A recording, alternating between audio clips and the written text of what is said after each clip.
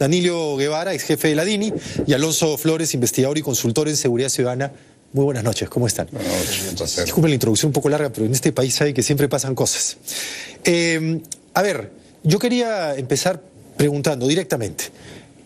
¿Es justo ya para los peruanos exigir 24 días después de la juramentación de Keiko Fujimori algún tipo de resultado o nos estamos apurando?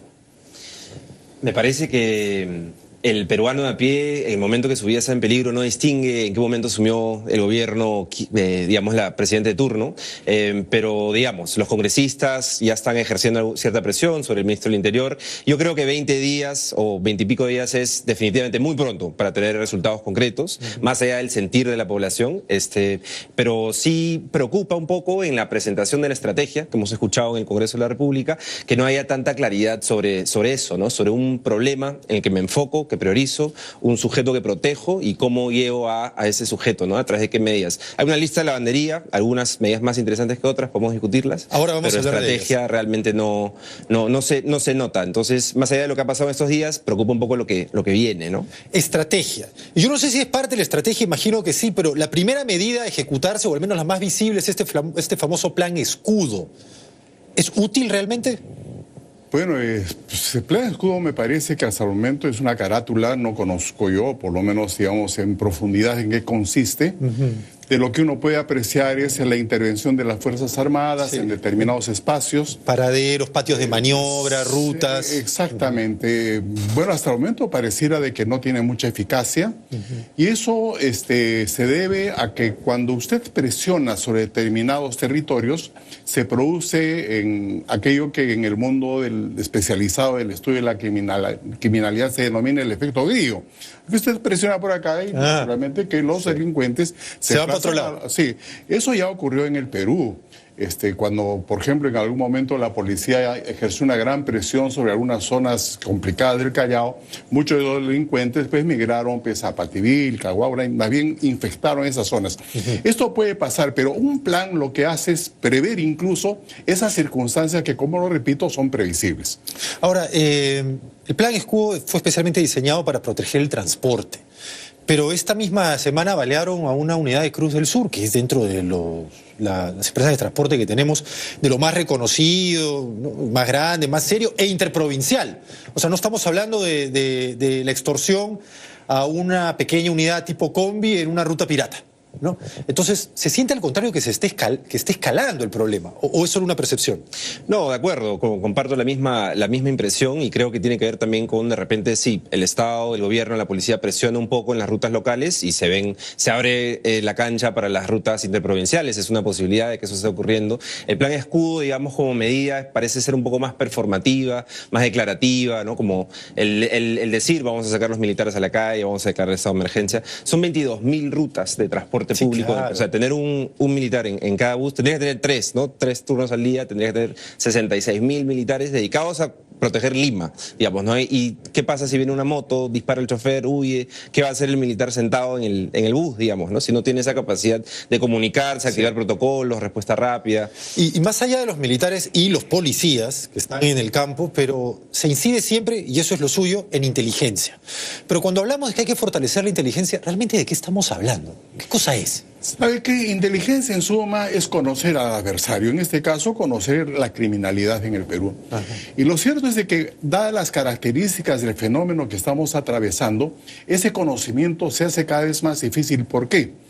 Porque en el Perú, digamos, cohabitan, están operando una diversidad de grupos criminales, comúnmente compuestos por 8, 10, 12 personas, que además tienen círculos cerrados porque provienen de los mismos barrios, de la misma familia, qué sé yo. Entonces, ese conocimiento, eso que se llama inteligencia, que como repito es saber, digamos, los pormenores, la naturaleza de estas cosas, resulta un tanto complicado para la policía.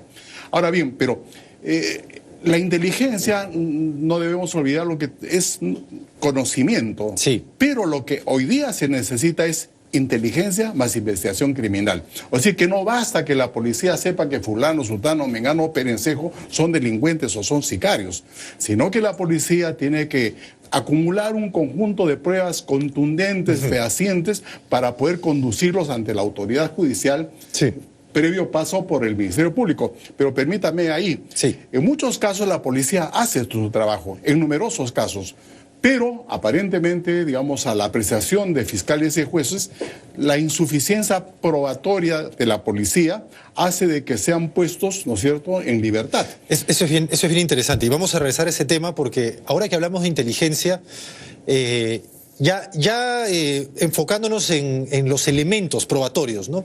Se está hablando de la necesidad, por ejemplo, de interceptar los mensajes. La mayoría de extorsiones van por mensajes de texto, WhatsApp o similares. Pero Harvey Colchado señaló, no tenemos los equipos para esa interceptación y tampoco son tan caros, pero no se adquieren. ¿Hay un tema de tecnología que no tenemos? Hay una brecha enorme tecnológica. Me parece que es el 10% de los policías en comisarías que tienen acceso a una radio, ¿no? 10%. Imagínense, o sea, si hablamos de interceptar WhatsApp, 10, imagínense, no tienen ni radio, usan el teléfono personal para comunicarse a través de ese medio. Entonces sí hay una brecha en infraestructura, en equipamiento, en logística gigantesca, ¿no? Y en capacidad también, sin duda, que hay que desarrollar. Pero creo que es necesario un shock, más que normas, yo creo que es necesario un shock de inversión que muestre la voluntad real del gobierno. El Premier anunció 19 millones para la división de extorsión. Creo que eso es una cifra pues bastante pequeña, digamos, ¿no? Se requiere un shock realmente fuerte en materia presupuestal y eso no lo hemos visto en los gobiernos anteriores. Sí. Es una brecha histórica, digamos, que tiene la policía que cerrar. Por ejemplo, que usted lo conoce porque ha estado metido en el asunto, ¿qué equipos? ¿Qué tecnología le está faltando a la policía? Es diversa en general. Fíjese, por ejemplo, falta equipos que puedan, digamos, servir para la interceptación, naturalmente, digamos, hecha por los mandatos legales, claro, los resguardos sí, que la ley prevé, porque, digamos, hay que cautelar también la privacidad, digamos, de los ciudadanos. Sin duda. Pero, por ejemplo, en el Perú no se está empleando lo suficiente la inteligencia artificial, que puede ayudar muchísimo, por ejemplo... ¿En qué sentido? Por ejemplo, en otros lugares ya se emplea esto. Yo encuentro un arma y a partir de, digamos, de la inteligencia artificial, en el lugar donde yo encuentro el arma, puedo perfectamente hacer una trazabilidad de saber si ese arma participó en otro delito, puedo hacer peritajes casi en línea, lo que hoy día puede demorar 4, 5, 6 meses, no sé.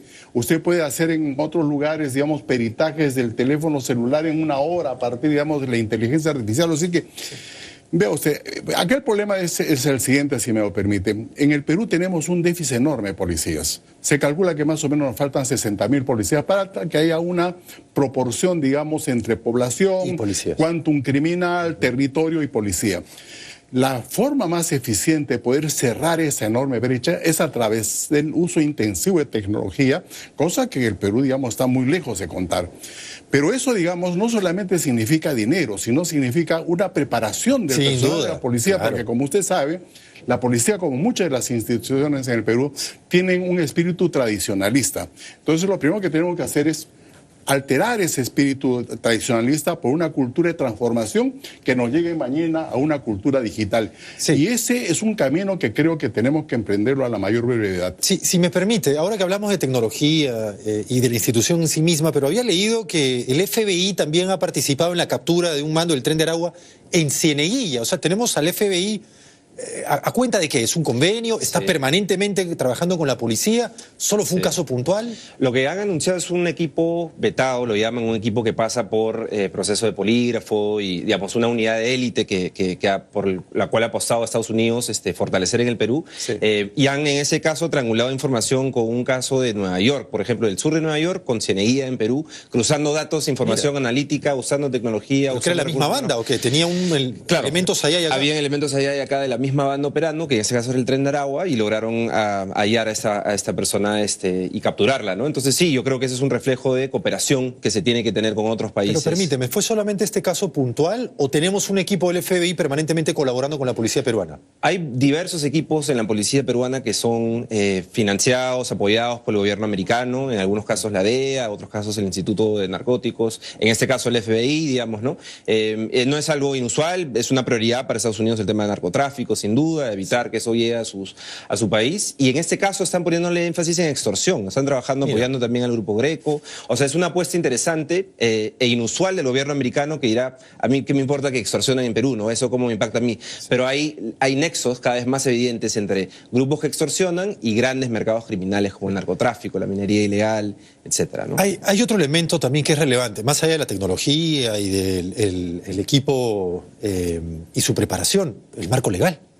Entonces, ¿el marco legal así como está ayuda o no? Yo, por ejemplo, escuché también del coronel Colchado, el que quiere presentar un proyecto de ley para que los mensajes extorsivos que se encuentran en los teléfonos celulares de los sospechosos, ¿no?, ya pueden ser usados como elemento probatorio contra ellos, que se pueda tipificar la posesión de estos mensajes. O sea, alguien que mandó un mensaje extorsivo, ya no se requiere que te denuncie la persona amenazada.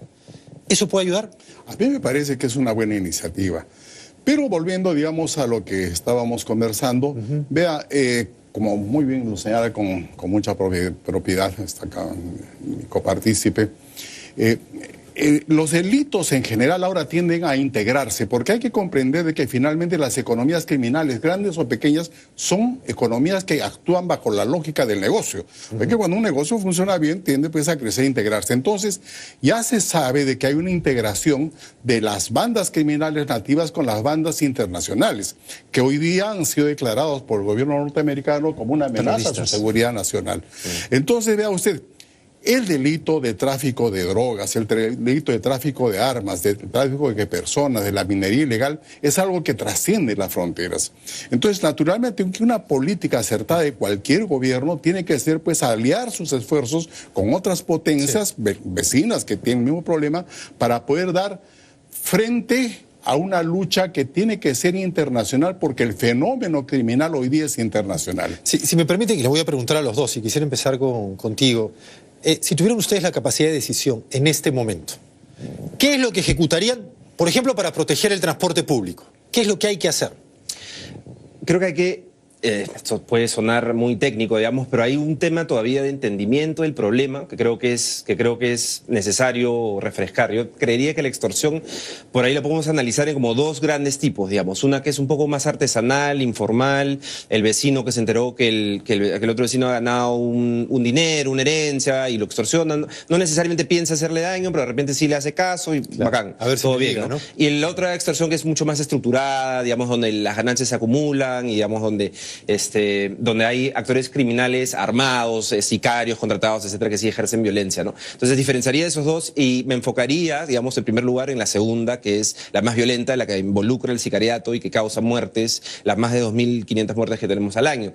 Entonces, o una gran parte de ellas. Entonces, ahí sí creo que inteligencia, hemos hablado de eso, se escucha mucho, unidades de élite, etcétera, pero yo creo que un tema clave es seguir el dinero. El dinero de la extorsión se va acumulando. No, digamos, no importa tanto capturar al gatillador, ese se reemplaza fácilmente, pero la organización criminal lo que más le duele es cuando le pegas en las finanzas. Entonces, inteligencia operativa sí, pero inteligencia financiera también, la SBS, la UIF. Claro, y usan billeteras digitales, cuentas bancarias, o sea, no es que sean criptomonedas. No es que sean irrastreables. Sí, no, la criptomoneda es más difícil de rastrear. Por supuesto. Pero claro, todo lo demás es muy rastreable. Sí, inteligencia artificial, análisis de patrones, digamos, hay capacidades analíticas que hay que continuar desarrollando, pero con ese foco, ¿no? ¿Y usted qué propondría como medida si tuviera la decisión en sus manos? Por supuesto, lo que se afirma acá. A eso yo añadiría de que el gran problema posiblemente en el Perú en general es de que los delitos quedan impunes. Entonces, lo que tenemos que hacer, por ejemplo, es emplear las cámaras de vigilancia que, según lo que escuchaba ayer a algún dirigente de transportes, ya incluso han creado un fondo y no se sabe por qué, ¿no es cierto? No se colocan, no se instalan estas cámaras de video. ¿Pero serán disuasivas? Porque ahora los delincuentes, no importa que los graben, igual disparan. No, yo creo de que, fíjese, por lo menos sí puede permitir una identificación. Okay. Entonces, esa identificación asociado a una justicia que sancione con oportunidad y con severidad, yo creo que podría tener un efecto disuasivo importante. Pero aparte de eso, yo lo que esperaría finalmente del gobierno, si usted me lo permite, es que nos presenten un plan integral, un plan que vise las etapas de lo que se tiene que hacer en la prevención del delito, en las etapas de la represión del delito y finalmente en la constitución de una mejor sociedad, que finalmente lo que debe aspirar, digamos, un plan de seguridad ciudadana. Y es una cosa que hasta el momento yo lamentablemente no veo. He escuchado propuestas interesantes del señor primer ministro, lo mismo del ministro del Interior, pero no veo, por ejemplo, que haya un plan que compacte esas iniciativas y otras más que son necesarias aplicarlas. Y con esto quiero decirle que en suma lo que nosotros necesitamos es un buen plan que tiene que ser conocido por la ciudadanía. Segundo, necesitamos instituciones adecuadas. Y tercero, necesitamos un líder. Y francamente, hasta el momento, yo no identificaría quién está liderando en el Perú la lucha contra la criminalidad. Quería yo consultarle a propósito de ello, porque hace 2 días nada más veíamos al ministro del Interior respaldando, que ahora dice que no, pero la verdad que sus palabras eran de respaldo, al comandante general de la Policía Nacional, señalando que mientras él continuara presentando resultados y lo hiciera bien, se mantendría en el cargo, dando pues a entender que lo está haciendo muy bien. Pero luego ayer, en la presentación en el Congreso, señala, en otras palabras, lo queremos cambiar, pero no podemos porque la ley lo impide. Entonces, ¿qué quedamos? Sí, ahí mencionaste la palabra resultados, usted mencionó la palabra plan, yo agregaría lo que mencionó el general y en relación a su pregunta, ¿qué indicadores de éxito tenemos en los principales problemas que enfrentamos en la inseguridad? La tasa de homicidios, la percepción de inseguridad, la victimización, ¿en qué momento decimos está haciendo un buen trabajo el general Arriola o no está haciendo un buen trabajo? Digamos, ¿cuál es esa cifra a la que yo quiero llegar y voy a matar o morir hasta llegar ahí? Y si no llego ahí, tomo decisiones drásticas y bueno, la ley, digamos, sabemos que hay correlaciones fuertes en el Congreso, pero eso se puede modificar. Yo creería que una ley así tendría que tener una causal, liberar un candado en términos de si la evaluación está mal, yo tendría que poder sacarlo, ¿no? Pero si me permites, todos parecen tener sus propias cifras, entonces, ¿qué cifras vamos a creer? La Policía Nacional tiene sus cifras y señalan ellos que ha bajado la criminalidad, SINADEF dice otra cosa, el Ministerio Público dice otra cosa. ¿Usted qué dice? Hay que analizar la información y los datos. ¿Pero cuál? Si todos son distintos. Claro, pero acá el tema que estamos conversando es muy interesante, pero acá el gran problema es que se hace reposar en la Policía Nacional casi la existencia y la expansión del delito. Y eso es algo absolutamente injusto y cruel para la propia institución. ¿Por qué? Porque la delincuencia como fenómeno tiene un conjunto de factores que están más allá de la actuación policial y necesita respuestas que estén más allá de la actuación policial. En cambio, hoy día se le dice al general Arriola, ¿no? Es ineficiente porque hay crímenes, porque oye usted, hay crímenes no solamente por la competencia o incompetencia de la policía, hay crímenes porque hay otras instituciones y otros sectores del Estado que no actúan en una forma ensamblada para derrotar a un fenómeno que, como le reitero, excede en mucho el campo de la policía. Entonces a Arriola o al comandante general le tendrán que pedir explicaciones sobre lo que hace la policía con lo que se da a la policía. Entonces, oiga, la policía no tiene patrulleros, no tiene tecnología, no tiene efectivo, no tiene comisarías. Con eso está trabajando. Y yo creo que entre una de las cosas meritorias que tiene la policía es de que las intervenciones que ha efectuado han conducido a la cárcel a 3.000 o 4.000 delincuentes prontuariados, cuya captura ha sido precedida de un trabajo intenso de inteligencia y de exposición incluso de vidas al peligro. En segundo término, sí, sabe, acá quería destacar lo siguiente, ¿no? Uno de los méritos que tiene nuestra policía es de que en el país no se han constituido megabandas, como existen en Ecuador, en Colombia, en México y en otros lugares. Uno de los méritos que tiene nuestra policía es de que en el país no se han constituido megabandas, como existen en Ecuador, en Colombia, en México y en otros lugares donde existen megabandas. Acá, esa acción de la policía que pasa como desapercibida o que pasa debajo del radar, por una población que sinceramente está con justa razón molesta, pero es un logro que creo que los especialistas, cuando menos, creo que podrían valorarlo. Último tema, ya lo mencionaba, las cárceles. ¿Qué hacer con ellas? Renovación Popular quiere proponer el que se cree un régimen de hacinamiento extremo para delincuentes de esa talla criminal, ¿no? Extorsionadores, sicarios, ¿no? Así como en las películas se dice, mándalo al hoyo, una cosa así, al hoyo. ¿Necesitamos eso en las cárceles? Yo creo que se juntan definitivamente actores de diferentes tipos, naturalezas y peligrosidad en la cárcel y se vuelve una suerte de escuela, ¿no? De escuelita criminal, digamos, donde puedo aprender a delinquir y además dentro de la cárcel se repiten prácticas extorsivas, incluso obviamente se llevan a cabo ajustes de cuentas, asesinatos. Yo creo que la respuesta es sí. Yo creo que eso sí puede sumar, me parece bien. Hay un tema de déficit de cárceles, hay una incapacidad de gestión de construir un penal en el país. Lamentablemente no sé si podemos pensar en acuerdos gobierno a gobierno, trabajar con el sector privado, qué podemos hacer para destrabar ese cuello de botella, pero sí. Lo curioso ahí es que Fuerza Popular mencionó eso mucho en su plan de gobierno, tenía un buen plan de gobierno a mi entender. Ahora se ha traducido en prácticamente el business as usual, un poco de hacer lo que siempre se hace, el piloto automático, y tiene un plan de gobierno que me pareció que está basado en evidencia, bien estructurado, indicadores. Me parece raro que no se retome eso, ¿no? Claro, dijo Luis Galarreta que iban a cumplir todo el plan de gobierno, pero vamos a ver si se retoma aquello, porque no lo pusieron sobre la mesa ahora en su presentación. Finalmente, cárceles, para usted, ¿qué debería hacerse en ellas? Yo creo de que la propuesta que nos hace el primer ministro, creo que le encuentro razonable. ¿Cuál de todas? Esta, por ejemplo, de que llevar a delincuentes, digamos, de menor cuantía, por decirlo de alguna manera, que no ofrecen gran peligrosidad, de repente a cuarteles constituidos en penales provisionales, como una especie, digamos, de desfogar las cárceles que se encuentran hacinadas por una desatención crónica del Estado peruano. Recordemos que el Estado peruano hace muchísimo tiempo no le da una mirada, digamos, privilegiada al tema de la seguridad, que es su principal función. Y en segundo lugar, yo soy partidario en efecto de llevar hacia cárceles de alta seguridad, ¿no es cierto?, a los delincuentes más peligrosos. ¿Por qué? Porque de hecho las cárceles son centros de comando en el Perú y en muchos otros lugares. Entonces tenemos que a estas personas que finalmente son las que articulan la delincuencia que nos aflige, habría que resguardarlas y habría que cortar los flujos de comunicación. Muy bien. Les agradezco a ambos el que nos haya acompañado. Yo podría estar dando toda la hora de este tema, que además es el que la ciudadanía considera el más relevante. Y sí, efectivamente han pasado 24 días de gestión, pero es cierto también, como bien señalas, que no son 24 días lo que está esperando la ciudadanía. Es mucho más tiempo para sentirse para seguros. Un plan creo que 24 días es más que suficiente, para un buen plan. Habiendo esperado 20 años para... Gracias a ambos por haber estado con nosotros. Vamos a la pausa. Nos acompañó Danilo Guevara, ex jefe de la DINI, y Alonso Flores, investigador y consultor en seguridad ciudadana. Volvemos. Esto es Prueba de Fuego.